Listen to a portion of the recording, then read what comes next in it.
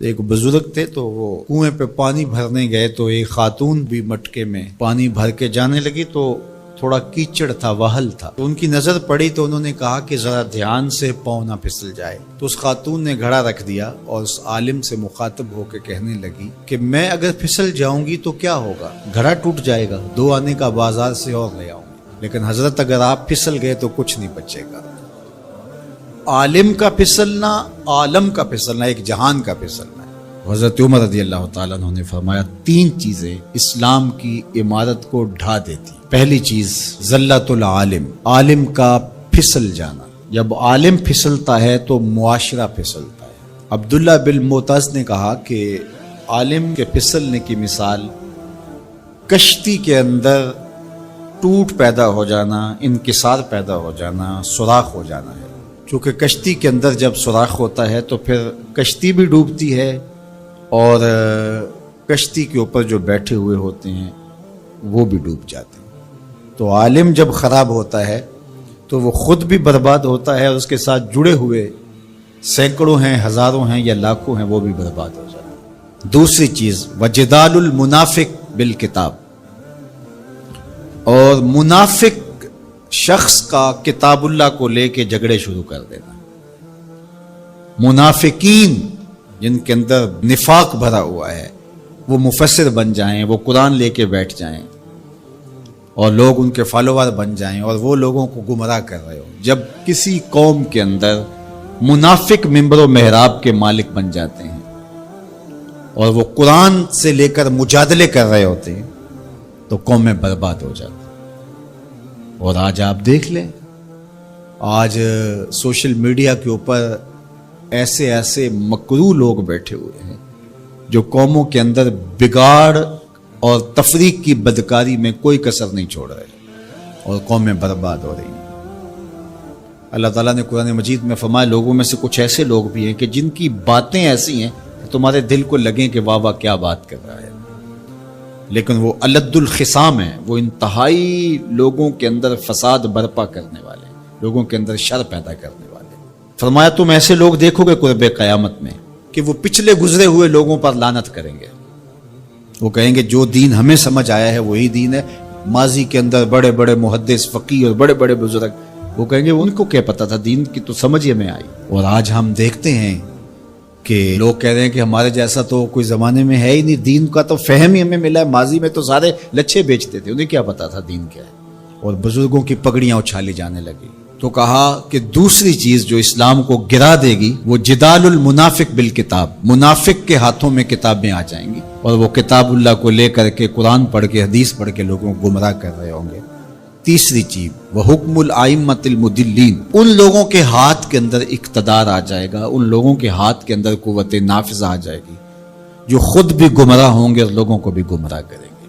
جب یہ 3 چیزیں ہو جائیں، حضرت عمر نے فرمایا تو اسلام کی عمارت ڈھا دی جائے گی. جب فتوے حکمرانوں کی مرضی کے مطابق دیے جائیں گے اور وہ اپنی خواہش کے مطابق فتوے کا معیار طے کریں گے تو پھر نتیجہ وہی ہوگا جو اس وقت پوری دنیا کے اوپر مسلمانوں کا ہو گیا. اور آج اسلام دنیا کے اوپر غریب الوطن ہے. ایسا غریب الوطن کوئی نہیں ہے جیسا غریب الوطن اسلام ہے. 56-57 اسلامی ملکوں کے اندر بھی اسلام کو کہیں جائے پناہ نہیں مل رہی. اج دین نبی دا وانگ یتیمہ کر کر تکے کھاوے، کتھوں لباں عمر بہادر جڑا روندے نوں گل لاوے. جب ہم ہی اچھے نہیں ہیں تو پھر رحمت کی چادریں تو نہیں تان دی جائیں گی ہمارے اوپر. یہ حکمران عذاب ہے ہمارے اوپر اور یہ ہمارے گناہوں کی سزا ہے. حجاج بن یوسف بصرے کا سخت گیر حاکم اپنے ہاتھ سے 70,000 لوگوں کو قتل کیا تھا، 90,000 لوگ اس کے حکم سے کٹے تھے. حضرت حسن بصری رضی اللہ تعالیٰ عنہ فرمایا کرتے تھے اگر پچھلی امتوں کے لوگ اپنے سارے ظالموں کو لے آئیں اور ایک پلڑے میں ڈال دیں، ہم صرف حجاج بن یوسف کو دوسرے پلڑے میں ڈال دیں گے، یہ پھر بھی بھاری ہوگا. صحابی رسول کو سین حرم میں ذبح کیا شخص، بہت ظالم شخص.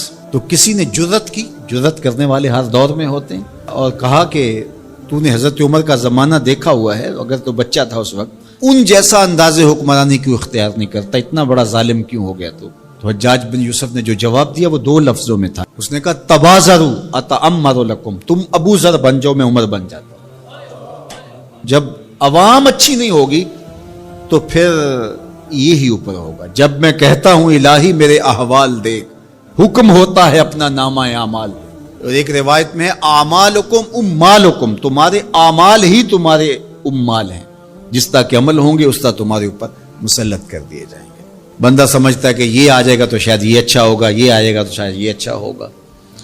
ایسے کافی دیر پہلے ایک حکومت گئی، پھر اس کی بعد دوسری آئی، تو وہ کوئی صحافی تھے تو مجھے کہنے لگے کہ آپ کیا اس پر کہتے ہیں؟ تو میں نے کہا کہ ہم نے پھولوں کی آرزو کی تھی، آنکھوں میں موتیا اتر آیا.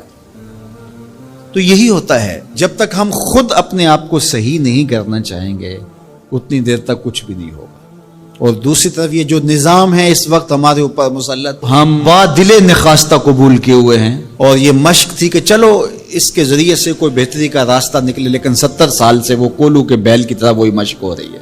سیاستدانوں کو تو یہ مسئلہ ہے کہ جمہوریت بڑی مقدس ہوتی ہے، ہمیں تو کوئی مسئلہ نہیں ہے کہ ہم اس کے قصیدے پڑھتے پھریں. جمہوریت ہے کیا؟ اقبال نے کہا تھا کہ یہ راز ایک مرد فرنگی نے کیا فاش، ہر چند کے دانا اسے کھولا نہیں کرتے. جمہوریت ایک طرز حکومت ہے جس میں بندوں کو گنا کرتے ہیں، تولا نہیں کرتے. چاہے ایک طرف 100 گدھے ہو جائیں اور دوسری طرف جو ہیں وہ سمجھدار ترین علماء ایک طرف ہوں، تو وہ گدھوں کی بات مانی جائے گی. جمہوریت تو یہی ہے نا. اور ہم صرف ملک کے معاملات کے اندر جمہوریت کی رٹ لگاتے ہیں، باقی معاملات کے اندر ہم نے کبھی جمہوریت نہیں دیکھی. جب بیٹے کا رشتہ کرنے لگتے ہیں تو گھر کے افراد کو بلا کے، رشتہ داروں کو بلا کے ووٹنگ کرواتے ہیں، یا صرف گھر کے 5-4 وہی جو صاحب الرائے لوگ ہوتے ہیں وہی بیٹھ کے فیصلہ کرتے ہیں؟ میں اپنے اس ادارے کے اندر جو فیصلہ کرتا ہوں ووٹنگ تو نہیں کرواتا. آپ اپنی فیکٹری کے اندر جو فیصلے کر رہے ہوتے ہیں تو وہاں ووٹنگ تو نہیں کروا رہے ہوتے لوگوں کو.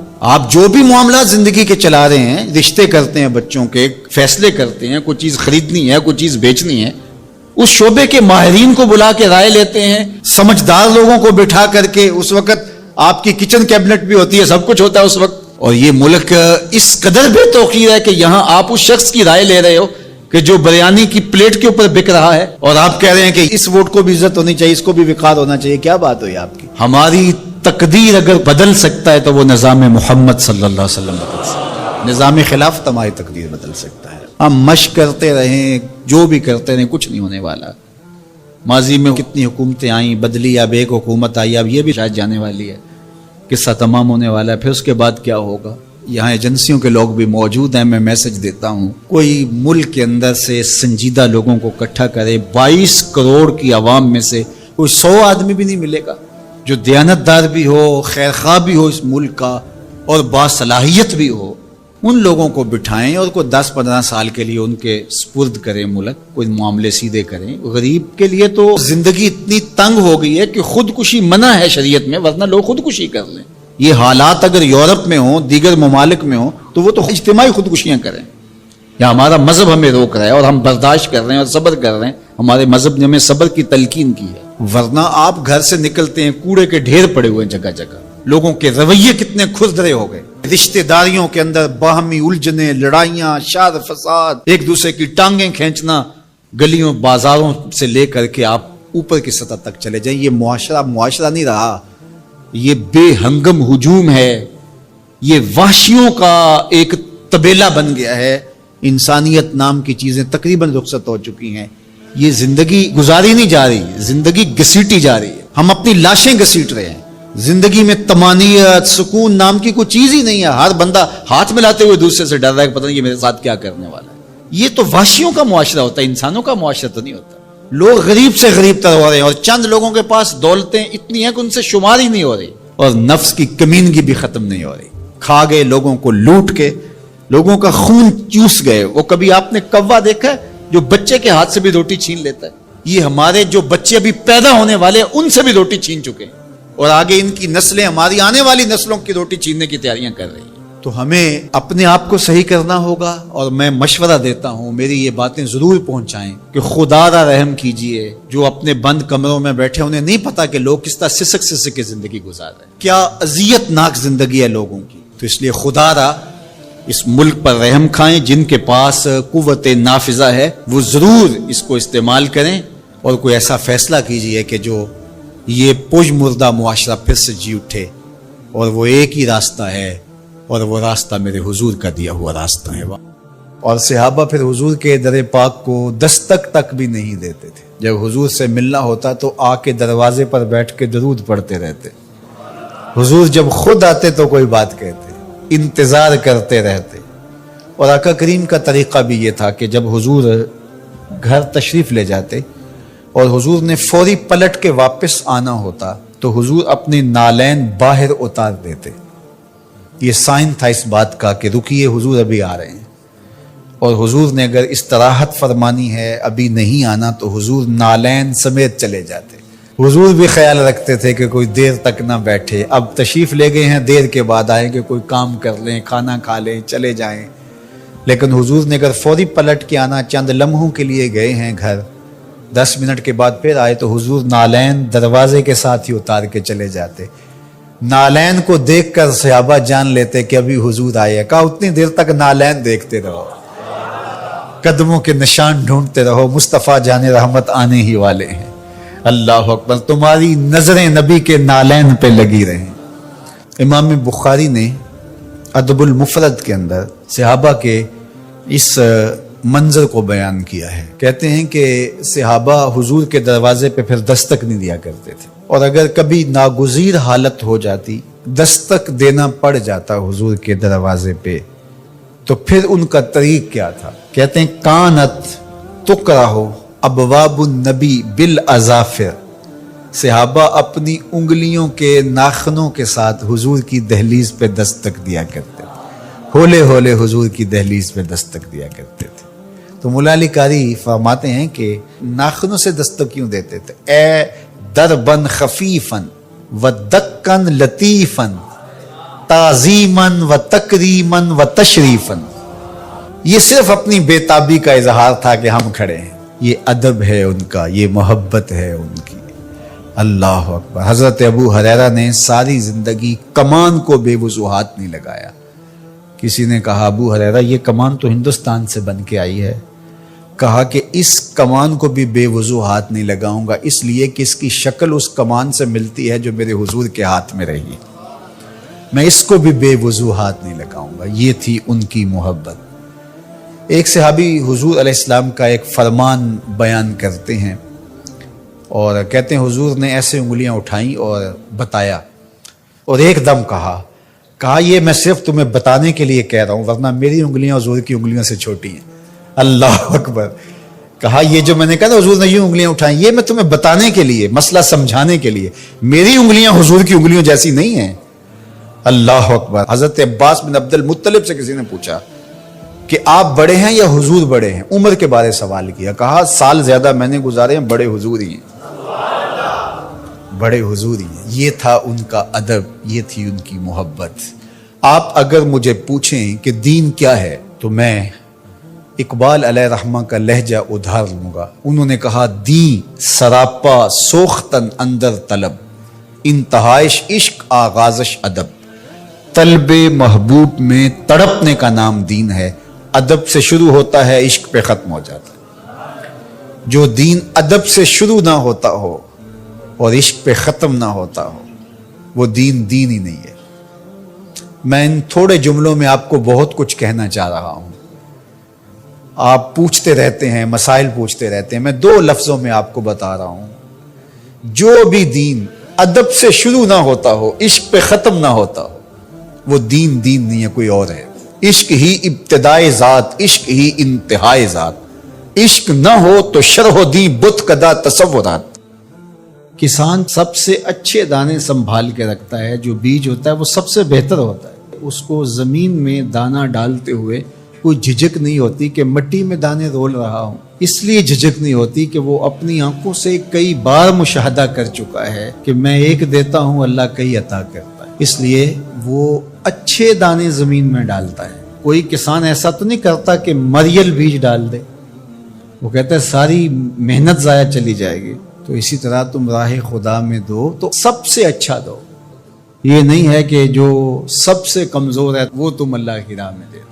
یہ ہم نے ایکسپورٹ کوالٹی نکال لی، باغ سے پھل توڑا، یہ ایکسپورٹ کوالٹی ہے، یہ دوستوں کے لیے تحائف تیار کر رہے، یہ گھر والوں کے لیے، یہ ہم منڈی میں بھیج رہے ہیں، اور باقی جو آخر میں رہ گیا کمزور سڑا ہوا اس کا ڈھیر لگا دیا، یہ غربا کے لیے۔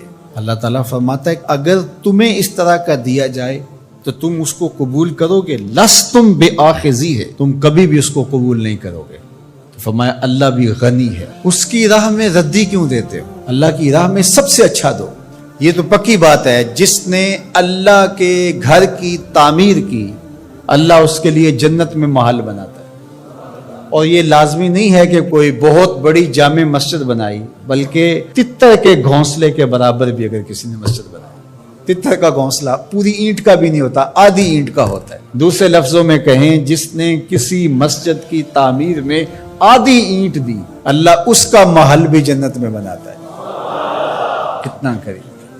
اللہ اکبر۔ حدیث پاک میں آتا ہے جب کوئی شخص فوت ہو جاتا ہے تو اس کے اعمال کا سلسلہ منقطع ہو جاتا ہے، لیکن 3 عمل اس کے باقی رہتے ہیں۔ ایسا صدقہ جو تسلسل کے ساتھ باقی رہتا ہے، مسجد بنوا دی، دارالعلوم قائم کر دیا، پانی کا کنواں کھدوا دیا، ہاسپٹل بنا دیا، ایسا سلسلہ کر دیا کہ جو جاری رہتا ہے۔ دوسرا، او علم ينتفع بہ، یا ایسا علم جس سے لوگوں کو نفع پہنچے۔ ادارہ قائم کیا، لوگوں نے وہاں حفظ قرآن کیا، دین کا علم سیکھا، لوگوں کو فائدہ پہنچا۔ جب تک علم آگے بڑھتا رہے گا، جس نے انتظام و انصرام کیا، اللہ اس کے نامہ اعمال کے اندر اجر داخل فرماتا رہے۔ بلکہ اس کی تشریح میں دیکھ رہا تھا کہ صرف علم دین ہی نہیں، ہر وہ علم جو نافع ہو، اگر کسی نے کسی کو کوئی ہنر سکھا دیا اور اس کے ذریعے وہ حلال رزق کمانے لگا، اپنے بچوں کی ضرورت کو پورا کرنے لگا، جس نے ہنر سکھایا تھا اللہ اس کو بھی اجر عطا کرے گا۔ یہ جو بخل کرتے ہیں نا کہ کوئی ہنر سیکھنے آ جائے تو اس کو وہ 3-4 ماہ تک کاج کرنے پہ لگائے رکھتے ہیں۔ یہ ورک شاپوں میں جو کچھ ہوتا ہے، وہ استاد اسے فن دیتا ہی نہیں، چھپا کے رکھتا ہے۔ 8 سال 7 سال کھجل کرتا ہے اس کو، حالانکہ جو بچہ سکول نہیں جا سکا اور ورک شاپ میں کام سیکھنے آیا ہے، درزی کے پاس کام سیکھنے آیا ہے، اور دیگر کوئی فن سیکھنے آیا ہے، تو اس کا مطلب ہے کہ گھر میں غربت اتنی ہے کہ یہ بچہ پڑھنے نہیں جا سکا، مجبوریوں نے اسے کام پہ کھینچ کے بھیج دیا ہے۔ یار 3 ماہ لگا دیے اس کو صرف کاج سکھانے پہ، اور اس کو پانا دے کر کے صرف پہیا کھولنے پر 3 ماہ ضائع کر دیے۔ آپ اس کو 6 ماہ میں کاریگر بنا کے بھیج دیں، وہ روزی کمانے لگے گا، عرش کا رب آپ پہ بڑی رحمت نازل فرمائے۔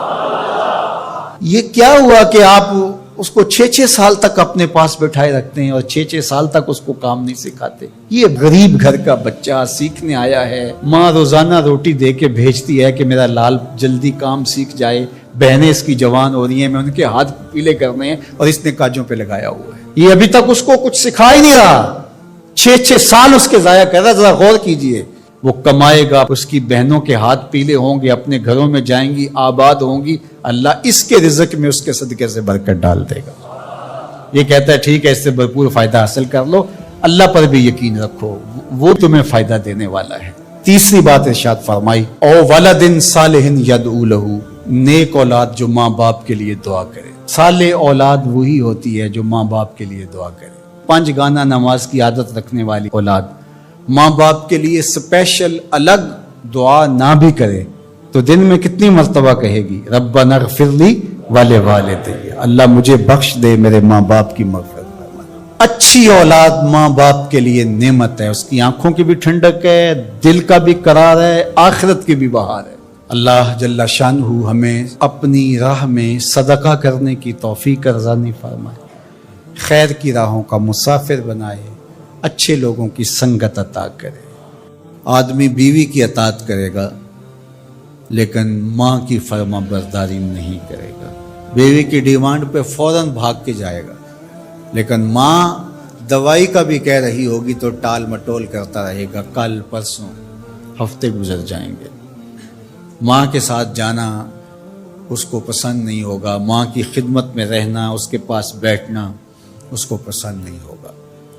ماں دھکے سے بیٹوں کو بیٹیوں کو اپنے پاس بٹھائے گی لیکن بیٹھنا پسند نہیں ہوگا۔ وَأَدْنَىٰ صَدِيقَهُ وَأَقْصَىٰ أَبَاهُ، دوستوں کے ساتھ بیٹھ کے گپ شپ لگانا مرغوب ہوگا، باپ کے ساتھ بیٹھنا پسند نہیں ہوگا۔ باپ کے پاس اولادیں نہیں بیٹھیں گی، اور یہ جو مصیبت آئی ہے اس نے تو گھر کے اندر بھی پاس بیٹھی اولاد کو بھی ماں باپ سے چھین لیا ہے. وہ وہاں بیٹھ کر کے بھی حاضر باش نہیں ہوتے. آپ کو اس دن میں نے درس قرآن میں جو مضمون رکھا تھا اس میں ایک لفظ تھا وَبَنِينَ شَهُودًا. وہ بیٹے جو حاضر باش ہوں وہ نعمت ہوتے ہیں. جو باپ کی خدمت میں بیٹھے ہوں، باپ کے پاس بیٹھتے ہوں، باپ کے ساتھ جڑے رہتے ہوں، وہ نعمت ہوتے ہیں. اور جو باپ سے جان چھڑاتے رہتے ہوں، جی چراتے رہتے ہوں، پھنس گئے تو 2 منٹ بیٹھ گئے ورنہ نہیں. بالخصوص بوڑھے بزرگوں کے پاس تو اس دور کے اندر کوئی بیٹھنے کے لیے تیار نہیں ہوتا. وہ ترستے ہیں کہ ہماری اولاد ہمارے پاس بیٹھے، لیکن اولاد کی دلچسپیاں ہی کوئی اور ہیں. وہ انہیں اولڈ فیشن سمجھتے ہیں، پرانے زمانے کے لوگ دقیانوس. ان سے ہم بات بھی کیا کریں، یہ ہمارے زمانے کی باتیں نہیں سمجھتے. جب تم ان کے زمانے کی باتیں نہیں سمجھتے تھے، انہوں نے ایک لفظ پانی اور روٹی سکھانے کے لیے کتنی محنت کی تھی تمہارے اوپر.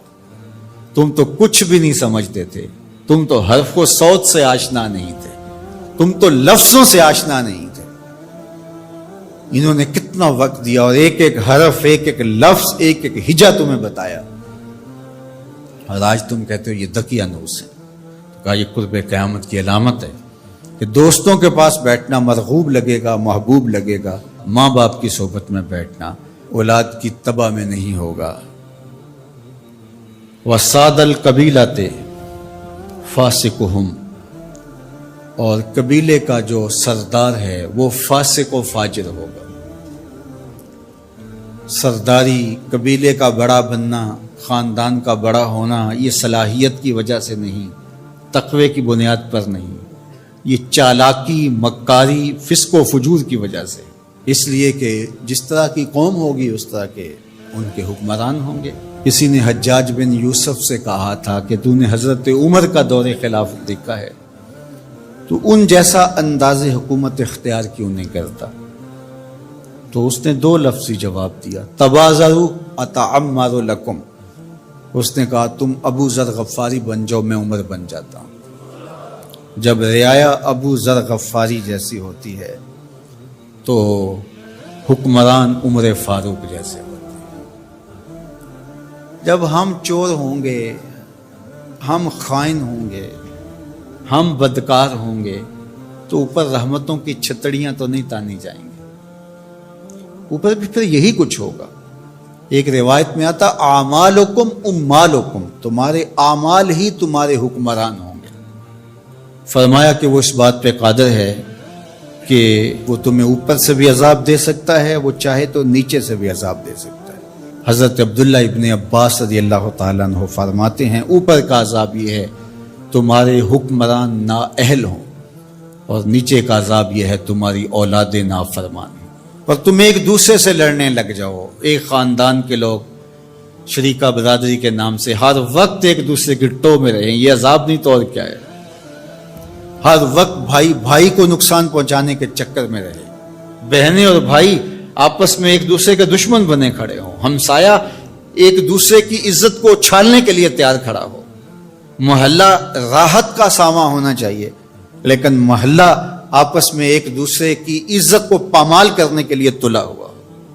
خاندان، برادریاں جو کہ وحدت کی علامت ہونی چاہیے، یہ ایک دوسرے کو اذیت دینے کے لیے، تکلیف پہنچانے کے لیے، ٹو میں رہنے کے لیے، کسی کے عیب کو اچھالنے کے لیے، کسی کی بہن بیٹی کی آبرو کو اچھالنے کے لیے ہر وقت اسی چکر میں ہو، تو کیا یہ عذاب نہیں ہے کہ تم اپنے گھر میں بھی محفوظ نہ ہو؟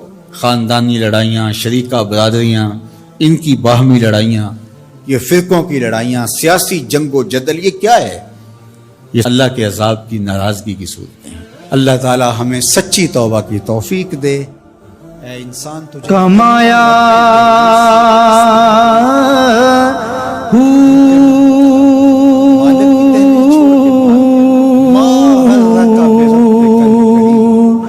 نام بھج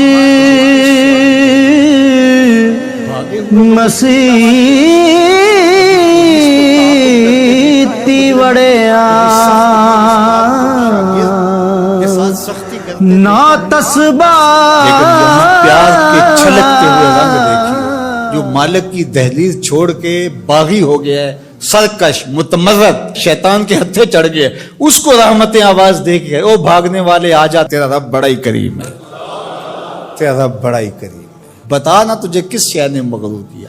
دولت نہیں، یہ 4 دن کی چاندنی ہے، پھر اندھیری رات ہے۔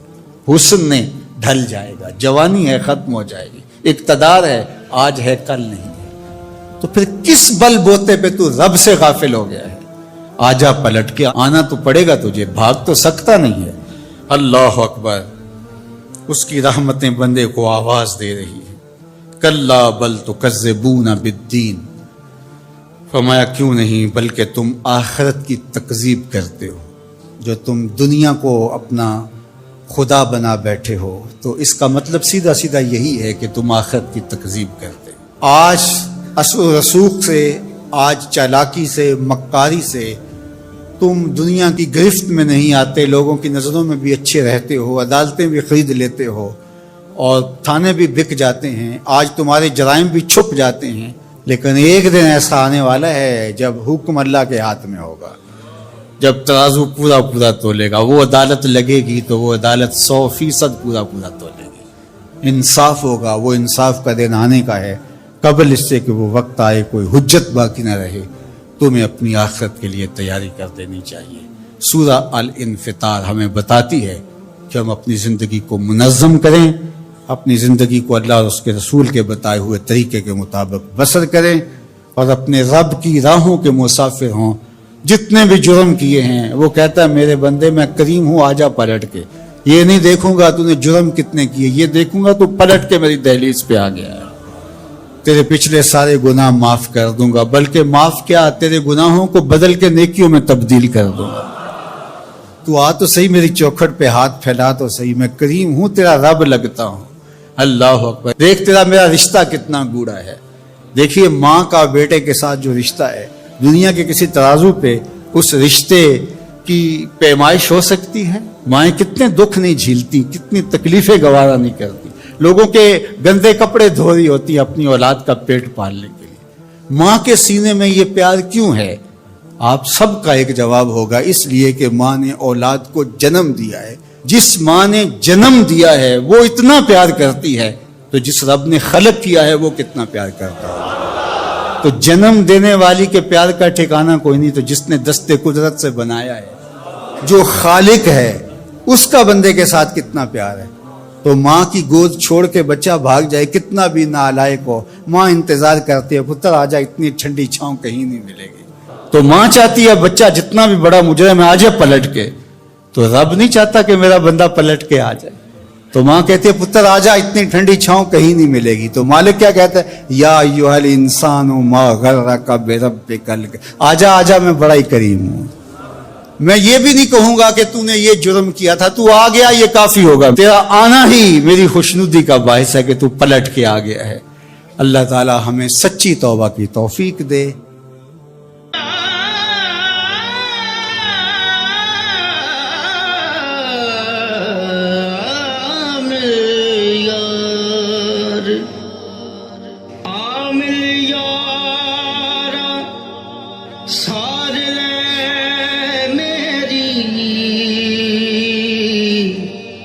جان دکھاں